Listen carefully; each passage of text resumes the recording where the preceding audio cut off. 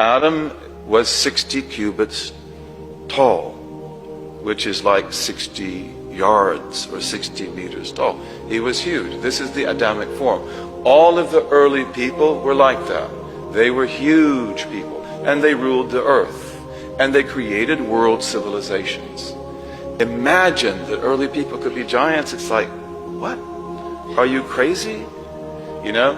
But in fact, the world is filled with giant architecture. You have giant architecture in Scotland. You have giant architecture in Sardinia.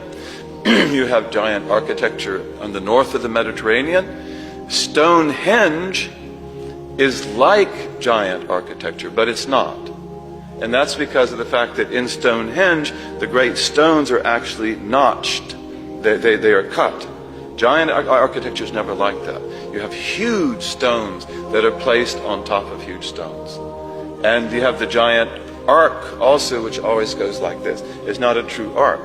So we know that. You have incredible, like we have what we call these cairns, which people used to call graves of giants.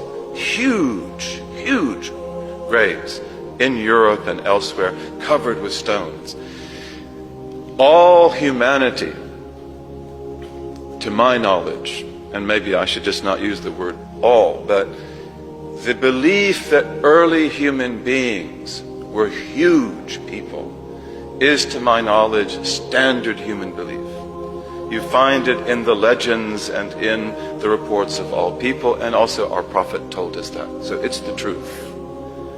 Whether you have found one in the Smithsonian or not, that's another matter, but they were that way.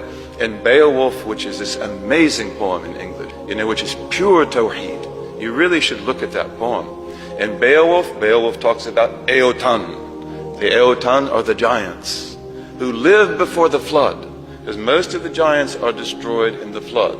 Noah is like that. Idris is like that. Your father Seth is like that.